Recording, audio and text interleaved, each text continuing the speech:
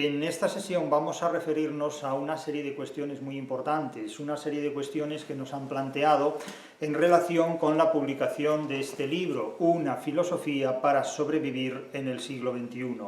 Muchas personas han adquirido este libro durante el periodo de preventa y se les había prometido responder a una serie de preguntas que hicieran durante ese periodo y que encontrarían efectivamente respuesta una vez que se lleva a cabo el lanzamiento del libro.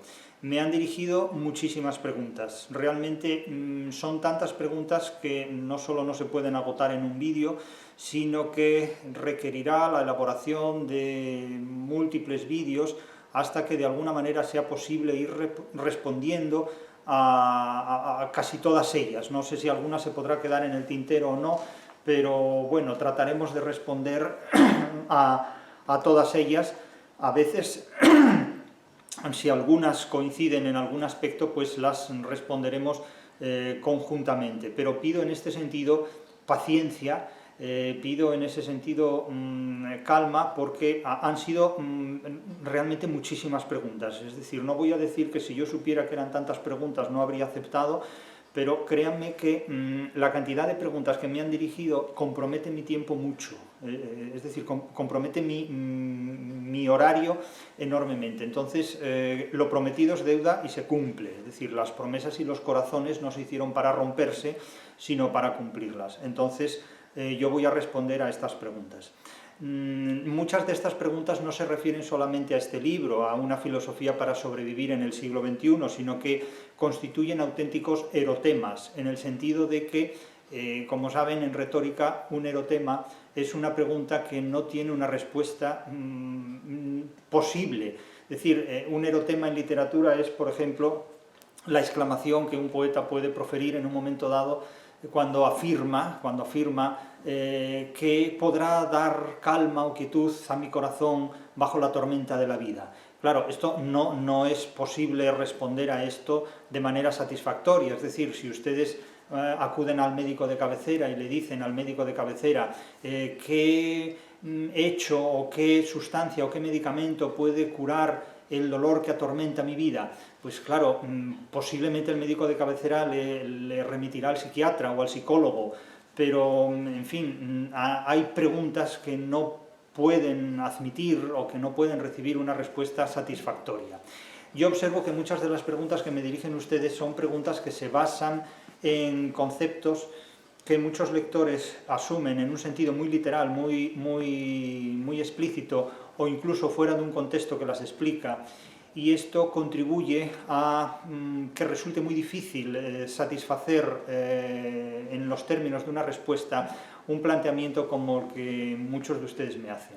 Con todo y con esto, yo voy a tratar de responder de la mejor manera posible a algunas de estas inquietudes, a algunas de estas preguntas que me dirigen, pero lo que no les puedo asegurar es que ustedes queden satisfechos, evidentemente.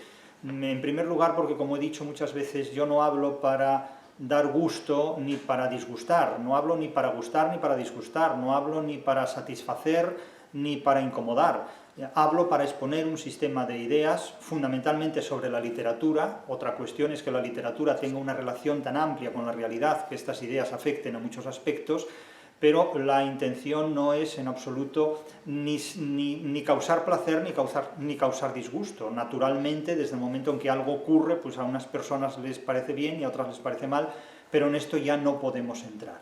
De tal manera que, a título personal, yo sí he ofrecido 3 pequeños obsequios, por así llamarlos, o 3 pequeños regalos a quienes adquirieran el libro en preventa. Y esos 3 obsequios o 3 regalos ya están disponibles en Internet. La editorial ofrecía a las personas que hicieran la compra en preventa la posibilidad de dirigirme una pregunta, y como digo, en estos vídeos, en esta serie de vídeos, yo trataré de ir respondiendo a cada una de esas preguntas. Y a título personal yo ofrecí 3 obsequios, por así llamarlos, que son 2 relatos breves que yo he escrito y un autorretrato, que están disponibles en Internet en enlaces que encontrarán en la descripción misma de este vídeo. Es posible que algunas personas busquen estos obsequios que yo prometí y a lo mejor no vean este vídeo, no vean esta secuencia, y digan, bueno, es que no me los ha dado o ha incumplido su promesa. No, no es cierto. Lo que ocurre es que a lo mejor la respuesta que buscaban no ha llegado al vídeo que ellos han visto, o alguien, pues no sé, ha hecho un uso indebido de mi declaración y se ha malinterpretado, por ejemplo, pero eso ya es otra cuestión, ¿no? Es decir, yo he prometido 2 relatos breves y un autorretrato en formato vídeo, en esos formatos de vídeo que publico periódicamente mediante una grabación sonora que los anglosajones llaman podcast, y que yo utilizo en el formato de audio y vídeo, es decir, un archivo sonoro en un formato de vídeo, y ahí los tienen. Y para que no pierdan el tiempo, los encontrarán en 3 enlaces que aparecen ya en la descripción de este vídeo. Debajo del vídeo, ahí los tienen. Por lo tanto, lo prometido adquiere valor de deuda y yo he saldado mi deuda en este punto. Aparte de esta cuestión, en primer lugar, sí quiero agradecer explícitamente a todas aquellas personas que han mostrado un interés en este libro, pues haber demostrado ese interés, porque como decía Miguel de Unamuno, no cabe mayor prueba, decía Unamuno, de amistad que la de leer un libro. Por lo tanto, interpreto esta colaboración como una prueba de confianza mutua, y yo nunca traiciono la confianza mutua. Eso debe quedar muy claro, nunca traiciono la confianza mutua. Jamás lo he hecho. Cuando una vez le pregunté a una de mis colegas, ¿qué no serías nunca?, ella me dijo, traidora, y yo hago en este caso mías sus palabras. Nunca he traicionado a nadie, y eso es muy importante. Del futuro nada está excluido, también lo he dicho muchas veces, pero creo que en mi vida la traición está excluida de todo posible futuro, eso lo tengo muy claro, y nunca traicionaré a mis lectores, aunque también digo que nunca he sido cómplice de mis lectores. Lo que hagan los lectores con mis ideas es responsabilidad suya, no mía. Y lo que hacen también con la interpretación de mis ideas, a veces atribuyéndome a mí las interpretaciones que ellos mismos protagonizan, debo advertir que es un error. Yo no siempre digo lo que ellos entienden que digo. Aquí hay una cuestión de hermenéutica que a veces hay que salvaguardar y respecto a la cual hay que delimitar con claridad los límites necesarios. Voy a referirme en cada sesión de vídeo a 10 preguntas y les advierto que son más de 100. Entonces, tomémonoslo con calma, porque poco a poco iremos dando respuesta a todas ellas. Vamos con las 10 primeras, en este caso las 10 primeras que me han remitido. Me dice una persona: estimado señor maestro, ¿considera compatible con la realidad la indagación de lo otro, de lo no material, de lo religioso, entendido no como estructura de dogmas, ritos, etc., sino como lo no visible, junto a esa materialidad que somos y con la que imperativamente nos relacionamos? No hay intencionalidad de salvar al idealismo en la pregunta, más bien un serio cuestionamiento personal. Quedo muy agradecido por su atención y generosidad. Vamos a ver, la indagación de aquello que consideramos desconocido es totalmente compatible con la realidad, puesto que el ser humano siempre indaga la realidad en busca de causas conocidas y de causas también desconocidas. Es decir, conocemos algunas causas que en principio se nos ocultan por la idea que tenemos de sus efectos sensibles. Pero, claro, cuando hablamos de lo no material, hablamos de algo que no podemos percibir por los sentidos, ni por el gusto, ni por el oído, ni por el tacto, ni por el olfato. Entonces, ¿cómo podemos decir que existe algo cuya materialidad no nos resulta asequible? Esa es la primera pregunta, entonces hay que inventarlo. Entonces podemos inventar cualquier tipo de concepto idealista o de criterio idealista y subordinar nuestra vida a ese ideal. Esto la filosofía desde la antigüedad lo llamó metafísica, es decir, lo que está más allá del mundo material, y Platón la amuebló extraordinariamente. Con el cristianismo este mobiliario pues tuvo un gran desarrollo, una gran estima. Y hoy día, con las crisis de las religiones, el idealismo ha buscado nido en otros árboles, ha buscado alojamiento en otros contextos, pero el idealismo no muere con el ser humano, porque al ser humano le resulta muy dura la vida. De tal manera que para sobrellevar la vida necesita fantasear, necesita imaginar, necesita suponer que en realidad el futuro no va a ser tan terrible, que el presente no es tan terrible, y entonces busca líneas de fuga. Esas líneas de fuga con frecuencia las satisface el idealismo, pero cuando el radio de la circunferencia del idealismo es excesivo, es demasiado largo, demasiado abierto, pues esa circunferencia puede hacer que la realidad se desvanezca y que perdamos de vista el mundo en el que vivimos, y eso ya es peligroso. Eso ya es peligroso. Entonces, claro, el grado de compatibilidad del ser humano con los ideales no puede sobrepasar ciertos límites, porque cuando alguien es joven, es adolescente o es un niño, puede pensar qué quiere ser de mayor. Su ideal es ser, por ejemplo, periodista o profesor de universidad o médico o astronauta o atletista, es decir, dedicarse al deporte de élite, es decir, claro, puede hacer todo esto, pero esos no son ideales que escapen a la realidad. Es decir, si alguien de pequeño quiere ser un atleta, pues evidentemente eso está dentro de lo posible, dentro de lo real.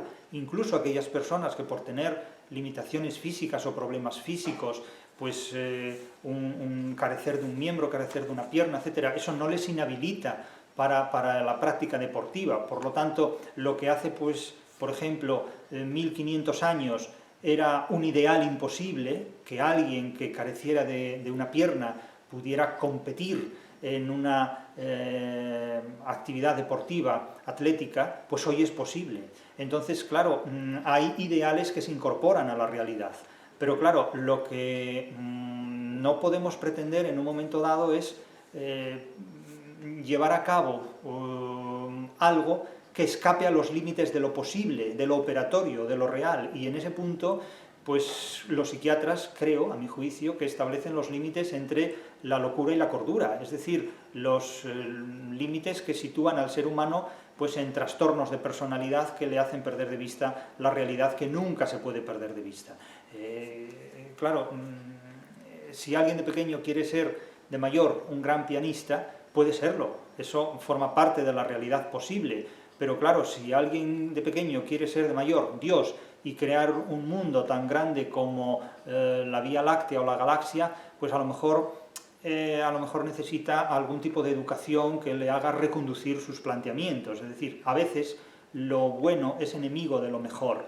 Entonces, vale más ser un buen pianista que, pues no sé, ser un Dios que pretenda crear un mundo alternativo a este.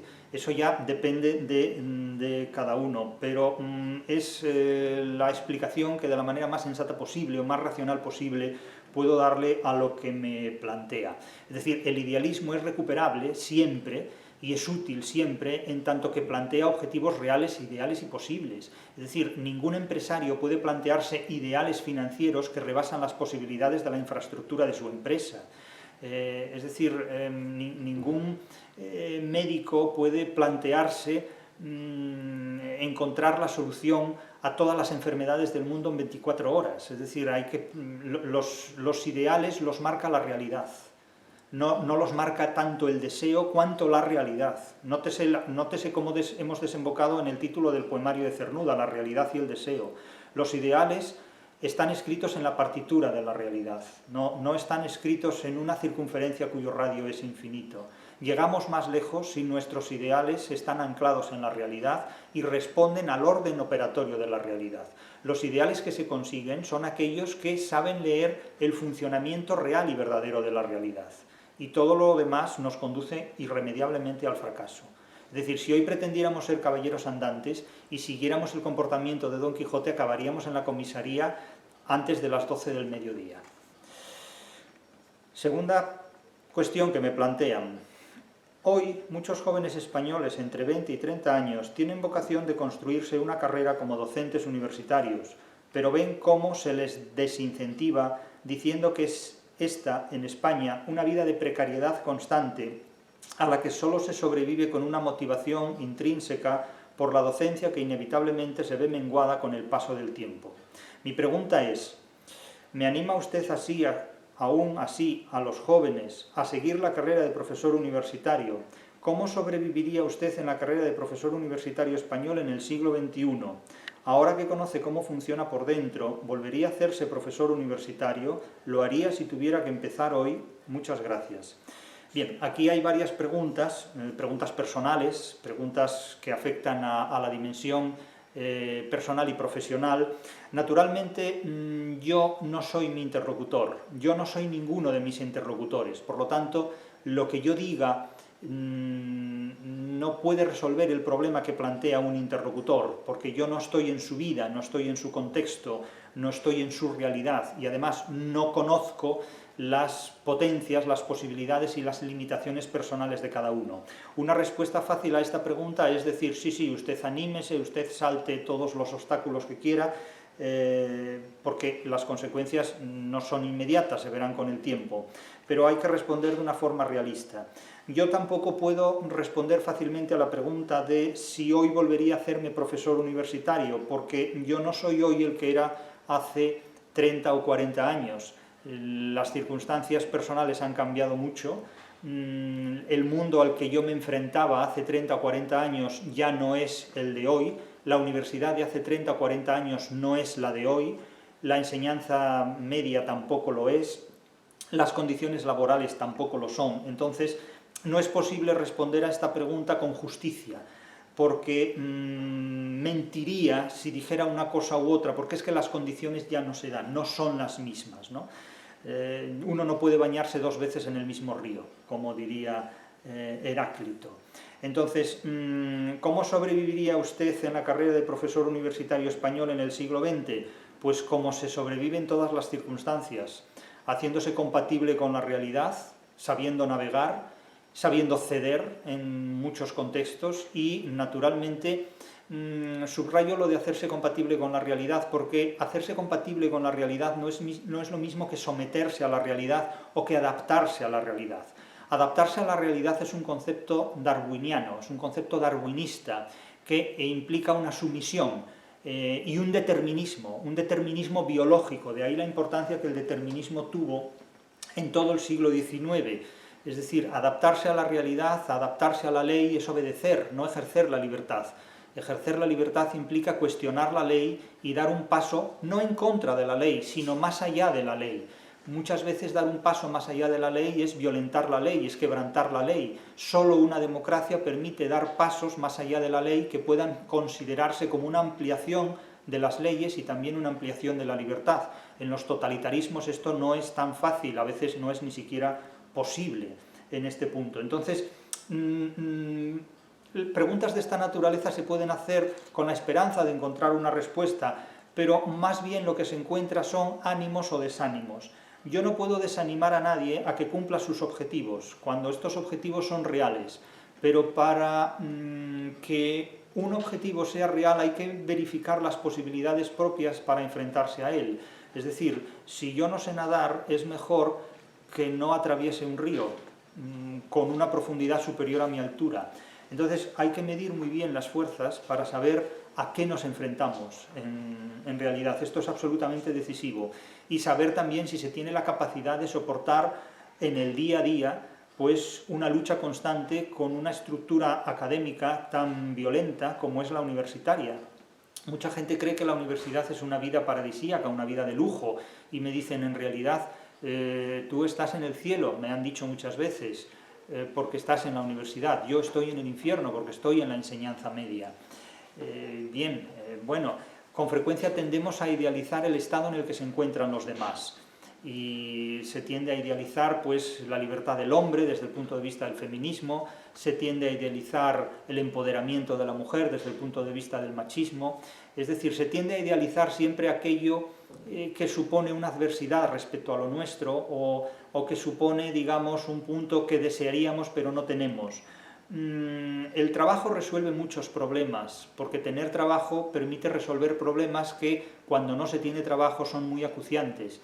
Pero si el trabajo resuelve unos problemas, también da otros problemas, te sitúa en un contexto especialmente problemático. La relación con los colegas nunca ha sido fácil. Los colegas son amigos muy peculiares, son amigos muy inquietantes, son amigos que te hacen jugadas donde menos te lo esperas, y no hablemos ya cuando la relación entre colegas se estropea. La universidad en este punto es un terreno muy movedizo, muy delicado, que además tiene paciencia siempre para darte la patada incluso después de muerto. Muchos profesores que se jubilan en el emeritaje encuentran la venganza de sus colegas. Esto ha ocurrido siempre, seguirá ocurriendo, es inevitable. Entonces, yo no sé qué estudios llevaría a cabo si hoy tuviera que estudiar. Como siempre me gustó la música, pues tal vez a lo mejor desarrollaría estudios musicales y me habría dedicado más al piano y a la música que a la literatura, pero en el desarrollo de mi actividad vital y profesional, en el ejercicio académico de la literatura he encontrado una salida que, sin embargo, la música no tuvo esas opciones, no tuvo esos desarrollos, porque yo en un momento dado tuve que escoger entre la música y la literatura y tuve más cerca el éxito profesional en la literatura que en la música. Esto, claro, cada cual podrá interpretarlo como quiera, pero yo me desarrollé más en la facultad que en el conservatorio. Porque estudiara menos música, no lo sé, es que ya no lo puedo asegurar, porque me gustara más la literatura que la música. No era cuestión de gusto, a mí me gusta más la música que la literatura, pero es que me dediqué a la literatura. Entonces, resulta muy difícil, yo no puedo darle una solución a estas preguntas, pero yo diría que dedíquese usted a hacer aquello que pueda conseguir. No asuma objetivos que rebasen sus posibilidades. Eso es lo que podría decirle. Tercera pregunta. En sus vídeos suele distinguir el racionalismo español del idealismo de la anglosfera. ¿En qué posición queda Francia, tanto en la literatura como en la filosofía? ¿Y qué le diría a todos aquellos que afirman que de haberse quedado Napoleón en España le habría ido mejor? Entiendo que dice que le habría ido mejor a España o a Napoleón. Yo creo que a Napoleón le habría ido mejor si se hubiera quedado en España por otros métodos, por otros modos, pero yo creo que usted me pregunta si le habría ido mejor a España con o sin Napoleón. Bueno, vamos a ver. Hay una divisoria en mi interpretación de la literatura y también en mi interpretación de la realidad, en virtud de la cual se distingue un enfoque realista de la vida y de los hechos que tiene mucho que ver con la tradición literaria y cultural de Grecia, de Italia y de España, de la tradición hispano-grecolatina, por así decirlo, de la tradición mediterránea, de la romanización primero, de la Hélade antes incluso, y después del movimiento que supuso pues, el siglo de oro español. Es decir, ahí hay un concepto de vida que pulsa sobre todo la tecla del desengaño, del hacerse compatible con la realidad, de tener un conocimiento racionalista de la realidad, de no dejarse llevar por el engaño y por el autoengaño. Eso es una cuestión absolutamente importante y capital, muy propia de la forma de vida griega, romana y también hispánica. Pero frente a esto surge en el siglo XVIII surge la Ilustración, y la Ilustración se fundamenta sobre todo en grandes idealismos, en lo que anteriormente mencionaba, es decir, la Ilustración se propone grandes objetivos que rebasan los límites de la realidad, grandes ideales. Estos ideales son una idolatría de la idea de razón diseñada por la Ilustración, que ya es una idea de razón que abre el camino hacia las utopías, que creyendo que la ciencia lo puede asegurar todo y lo puede proporcionar todo, considera que la realidad no es un obstáculo, sino simplemente un camino para conseguir objetivos propios, personales. Claro, aquí se invierte completamente la forma de ser y la forma de actuar y la forma de ver las cosas hasta entonces vigentes. Y se produce la irrupción de una filosofía, del idealismo alemán, que legitima esta forma de actuar en la vida y que considera que la realidad no es un obstáculo, sino simplemente un camino para imponer individualmente la propia voluntad, aquí ya desembocamos en Nietzsche, para imponer personalmente o colectivamente la voluntad de un pueblo, desembocamos en el nazismo, los ideales superlativos del nazismo, etcétera, etcétera. Entonces, claro, ¿en qué posición queda Francia? Pues Francia queda en una posición completamente intermedia, en esta dicotomía. Dicotomía que tampoco puede ser absoluta, porque idealistas los ha habido también en la historia de España, en la historia de Roma y en la historia de Grecia, y personas realistas las ha habido también en la anglosfera, pero como movimientos colectivos, como movimientos homogéneos, la anglosfera se ha caracterizado muchísimo por incurrir en idealismo y la hispanosfera se ha caracterizado mucho más. Pero más que de hispanosfera, yo prefiero hablar de la tradición literaria hispano-grecolatina. No se puede hablar de la hispanosfera al margen de una tradición literaria que nace en Grecia, se desarrolla en Roma y continúa en España, y después se ve truncada, se ve intervenida por una idea de ilustración que ha seducido muchísimo a los boomers, a los intelectuales de la generación de los boomers, porque no han salido de allí. Están todos anclados en la ilustración y sin embargo no saben explicarla. Hablan de la ilustración en términos totalmente ideales, en términos que han perdido de vista completamente la realidad, porque lo he dicho en muchos casos, y lo he dicho en las entrevistas que me han hecho periodistas recientemente con motivo de la publicación de este libro. Es decir, estamos esperando todavía por el Quijote de la Ilustración. Es decir, la Ilustración no ha parido ni una sola obra literaria que pueda compararse a ninguna de las obras anteriores, de 18 siglos antes de la Ilustración. Es decir, ¿dónde está el Quijote de la Ilustración? ¿Dónde está el Shakespeare incluso de la Ilustración? Es decir, toda la literatura inglesa, toda la literatura anglosajona anterior a la Ilustración se inspira en fuentes hispano-grecolatinas. Las fuentes de Shakespeare están en el Mediterráneo, las ideas de Shakespeare están en el Mediterráneo, sus fantasmas están en Inglaterra, pero las ideas que mueven a esos fantasmas están en la cultura hispano-grecolatina. Pero entonces, claro, ¿qué posición tiene Francia? Pues es una posición de todo y nada. Francia está en parte dentro de la hispanosfera, a la que detesta, por los logros adquiridos, y está dentro de la anglosfera a la que de alguna manera se ve sometida porque no tiene capacidad para contrarrestarla. En definitiva, el caso de Napoleón es el de una figura histórica que apenas brilla durante poco más de una década, porque enseguida queda fuera de la circulación histórica. Ahora, ¿sus consecuencias se han asumido? Sí, porque ha neutralizado muchos aspectos y muchos logros propios de una sociedad moderna que se catalizan o que se vehiculizaron a través del propio Napoleón. ¿Habría sido mejor para España que Napoleón hubiera triunfado en la guerra de la independencia? Pues que Napoleón no triunfó definitivamente en ninguna guerra. La trayectoria militar, la trayectoria curricular de Napoleón se ve frustrada completamente porque sus ideales tropiezan con una realidad muy superior. Es decir, cuando uno se propone como objetivo un ideal que rebasa las posibilidades de la realidad no te firma ese documento. Es decir, cuando tú pides a la realidad más de lo que la realidad está dispuesta a concederte, la realidad te hace fracasar. Por lo tanto, tú tienes que saber muy bien, antes de enfrentarte a la realidad, qué es lo que le puedes pedir a la realidad a partir de tus propias fuerzas. Napoleón no duró más que 10 años, es decir, el Imperio francés fue realmente una película, poco más o menos, y de hecho el Imperio francés cabe en una película. El Imperio francés cabe en una película, la vida de Napoleón cabe en una película, la historia de España no cabe en una película, la historia de España no cabe en una novela, la historia de la tradición cultural hispano-grecolatina no cabe en una novela, no cabe en una película. Evidentemente, claro, no estamos al mismo nivel hablando de uno o de otro país si examinamos la historia en toda su envergadura.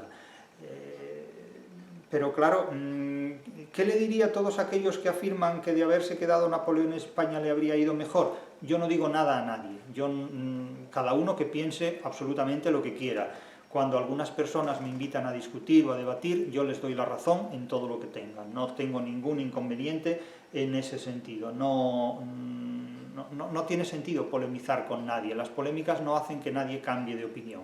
Si alguien quiere incrementar sus conocimientos e ir más allá de las opiniones y de las valoraciones, que libremente lo haga. Yo no tengo ningún interés en ejercer proselitismo. Yo hablo en nombre de los conocimientos de los que dispongo, centrados básicamente en la literatura. No hablo en nombre de ninguna filosofía, ni de ninguna religión, ni de ninguna ideología, ni de ningún patriotismo tampoco. Es decir, España ha tenido momentos en la historia mejores y peores, como los ha tenido Francia y como los ha tenido cualquier otro país. Pero si alguien cree que si España hubiera perdido la guerra de la independencia frente a Napoleón, pues a España le hubieran ido las cosas mejor, puede creerlo, lo que ocurre es que no hay forma de demostrarlo, es decir, no lo sabemos. ¿Y qué es mejor o qué es peor? Mejor para algunos, peor para otros, no lo podemos saber. Es una manera de hablar, de llamar la atención y de, en todo caso, mantener la polémica activa, mantener una polémica ardiente. No me interesa entrar en esos asuntos, sinceramente. Cuarta cuestión. ¿Qué opinión tiene del impacto de la judeomasonería en el mundo? No lo sé. Sinceramente, no dispongo de conocimientos para hablar de este asunto, no sé nada de estos asuntos. 5. ¿Hay una ruta u orden que recomendaría a alguien que empiece o que quiera empezar a leer sobre el Siglo de Oro? ¿Algún manual introductorio que pudiera ser una buena ayuda? Mire, para mí el mejor manual para entrar en el Siglo de Oro es el Quijote. Usted lea el Quijote y, si quiere, si le parece bien, siga mis vídeos sobre el Quijote. Tiene 150 vídeos sobre el Quijote, puede ir viéndolos a su aire, a su ritmo, y también cada semana tiene 3 o 4 vídeos en formato audio, donde se expone, en cuestión de 3, 4 o 5 minutos, una breve y puntual interpretación sobre determinados pasajes y conceptos del Quijote. Iremos desarrollando esa serie hasta que concluya. Si usted quiere introducirse en el Siglo de Oro, puede seguir esa serie, puede escuchar mis vídeos, puede escuchar mis audios que semanalmente, cada 2 o 3 días, se publican en este canal de YouTube. Y ahí los tiene, son audios de 2, 3, 4, 5 minutos, según la extensión del pensamiento que se trate de desarrollar. Ahí lo tiene. La mejor lección sobre lo que es el Siglo de Oro español, en tanto que sistema de ideas que nos pueden ayudar a vivir mejor, la tiene en el Quijote. Y ahora, a partir del Quijote, puede establecer un radio, puede tejer una tela que le vaya permitiendo construir una infraestructura de conocimientos desde ahí hasta donde llegue. Pero el centro de gravedad del saber literario y el centro de gravedad del Siglo de Oro es el Quijote de Cervantes. Ahí lo tiene, es lo que yo le recomendaría. Sexta pregunta. ¿Tiene algún interés o ha trabajado en el análisis literario de la literatura asiática, especialmente en obras como Viaje al Oeste? Interés sí que tengo, lo que no tengo es tiempo. Interés tengo, lo que no tengo es conocimiento suficiente de las lenguas asiáticas, de las lenguas orientales, para hacerlo como es debido. Interés no me falta, pero claro, yo tengo que establecer una prioridad en cuanto a mis saberes y a mis conocimientos, y hay saberes y conocimientos que me resultan de más utilidad que otros. No quiero decir con esto que las literaturas asiáticas sean inútiles, o que las lenguas asiáticas sean inútiles, eso no es cierto en absoluto, no hay lenguas que puedan considerarse así, ni literaturas tampoco. Lo que ocurre es que para mi trabajo en el día a día y para mi interpretación de la literatura es más útil adentrarme en las literaturas que tengo más cerca, en las literaturas peninsulares, todas las literaturas peninsulares, no me he ocupado de ellas todavía y debo hacerlo, que las literaturas asiáticas. Es decir, yo no conozco mucho de la literatura china, no conozco de la literatura japonesa, hay otros especialistas que tienen conocimientos muy fundados de ella. Si yo dispusiera de conocimientos de estas literaturas, posiblemente podría enriquecer mis análisis sobre literatura española a través de un fenómeno que en literatura comparada se llama poligénesis, es decir, la manifestación, sin que haya relación de causa-efecto, entre hechos o fenómenos literarios que se dan en situaciones geográficamente distantes y desconectadas entre sí. Eso sería enormemente útil, pero para mí resultaría más útil ocuparme de las lenguas y de las literaturas peninsulares, por ejemplo, de las literaturas de la península, la literatura vasca, gallega, catalana, española, portuguesa, etcétera, etcétera, que de la literatura asiática, simplemente por un orden de preferencia y de pertinencia, de utilidad. Claro, para mí una literatura como la aramea, una lengua como el arameo, no me es tan útil como el uso del conocimiento de las lenguas mediterráneas, de las lenguas de tradición latina o simplemente de las lenguas peninsulares. Claro, esa es una cuestión importante. Entonces, la importancia de las literaturas asiáticas y orientales es más importante para los chinos que para mí, pero eso no quiere decir que no tenga importancia. Pero claro, ¿cuántos años voy a vivir? ¿Cuántas horas al día puedo permitirme de estudio de este tipo de literaturas? Pues pregúnteselo al piano, que también le dirá que quiere su tiempo, ¿no? Porque claro, me dirán, bueno, es que usted no ha interpretado composiciones pianísticas de Tchaikovsky, ¿qué más quisiera yo? ¿Qué más quisiera yo que saber chino, japonés y arameo para poder interpretar todas las literaturas del mundo? ¿Qué más quisiera yo que tener la inteligencia que tiene un programa de inteligencia artificial para poder hacer todo eso? Pero no puedo, no puedo. Séptima pregunta, ¿cómo ve usted la relación entre cine y literatura? ¿Cree que el cine puede desempeñar una función comparable a la de la literatura, básicamente la narrativa y la dramática, o lo ve simplemente como otra forma de ocio como podría ser el fútbol? Un cordial saludo. Bien, yo el cine no lo veo, no porque no me guste, no porque no me interese, no porque lo considere inútil, sino simplemente porque no está dentro del interés de mis actividades profesionales. Del mismo modo que pues, no practico parapente, ¿no?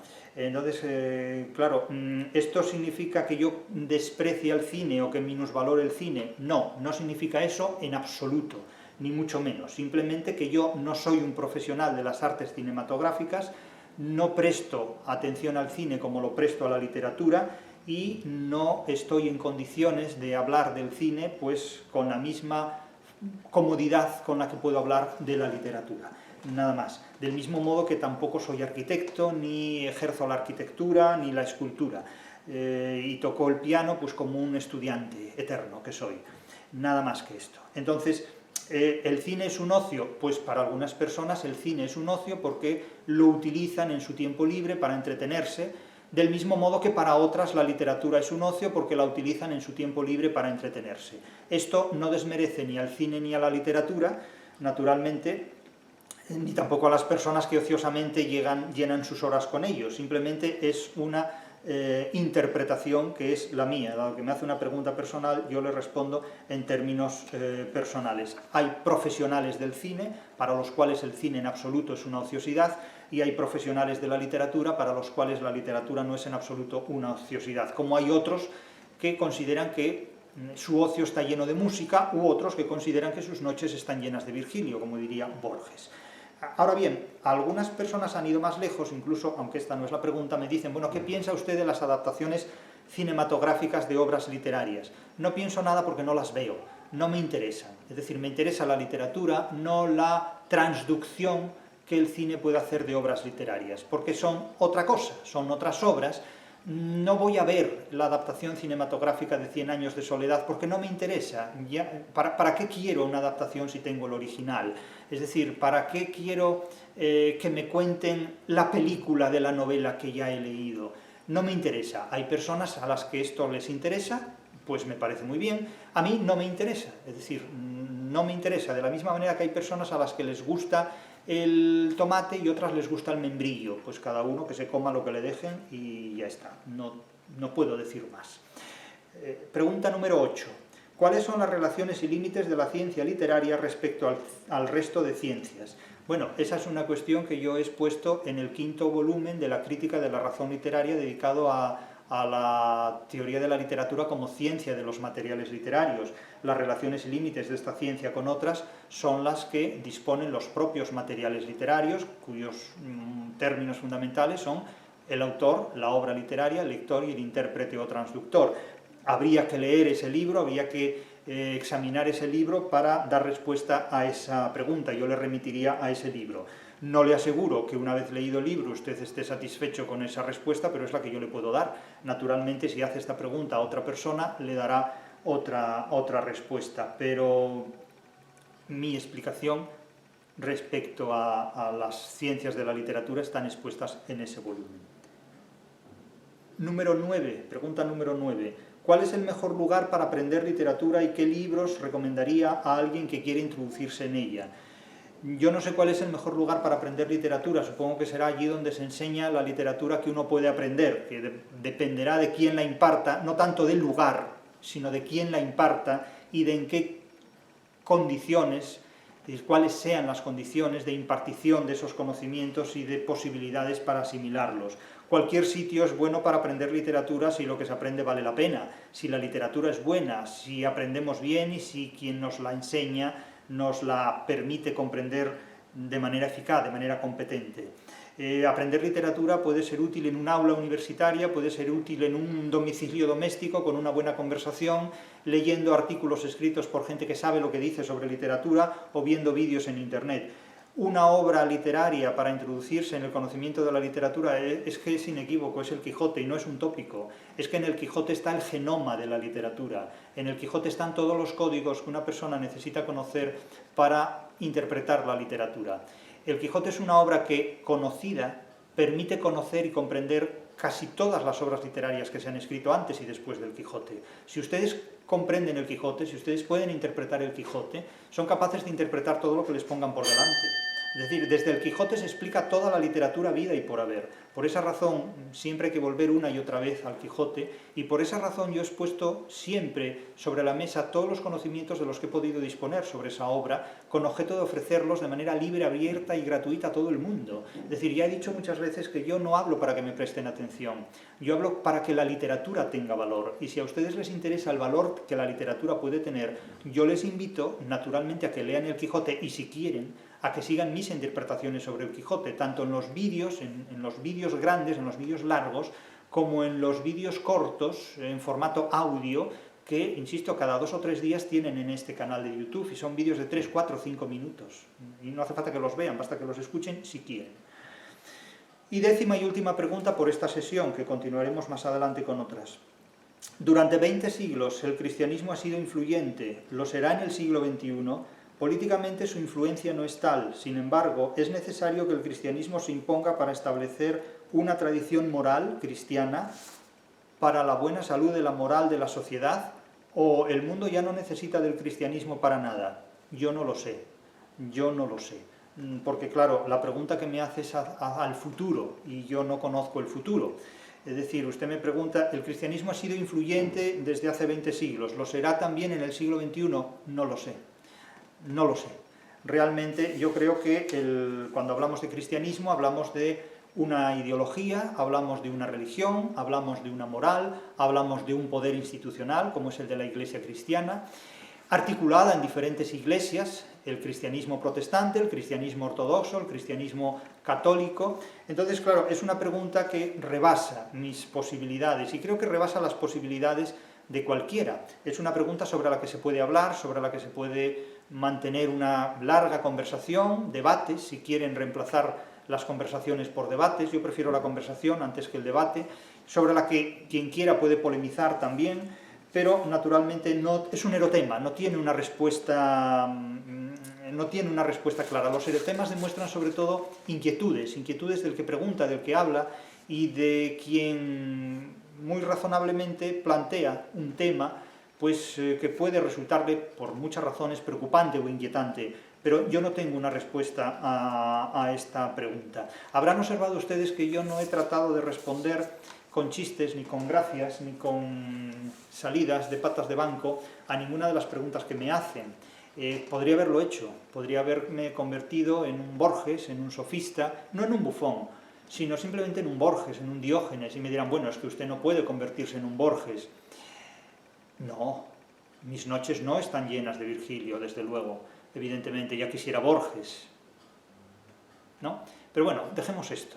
Lo que quiero decirles, básicamente, es que la principal forma de respetar a los oyentes y de respetar a alguien que a uno le presta atención es tomárselo en serio. Es decir, hay algo que mis alumnos nunca podrán objetarme. Yo siempre he tratado a mis alumnos como si fueran adultos, como si fueran personas adultas. Nunca como si fueran tontos, ni como si fueran niños, ni como si fueran inexpertos. Los he tratado siempre como personas adultas, porque es lo que son. Y yo siempre he mantenido con mis lectores una relación muy distante, muy prudente, al margen de lo que los lectores, espectadores, hayan podido hacer con mis declaraciones, mis afirmaciones y con todo lo que se les ocurra. Eso es responsabilidad de ellos, no mía. Ahora bien, las inquietudes que me puedan dirigir, las preguntas que me puedan hacer, como estos cientos de preguntas que me han hecho y a las que iré respondiendo, no sé si de aquí al juicio final o no, pero vamos, iré respondiendo en la medida de lo posible, son preguntas a las que tengo pues, en estima y en consideración, aunque sean las que son, en definitiva. La realidad está ahí y a ella tenemos que atenernos. De manera que muchas gracias por su interés y continuaremos respondiendo a las preguntas hechas. Pero por favor, no me hagan más hasta que responda a todas estas, porque no podría responderlas. Gracias.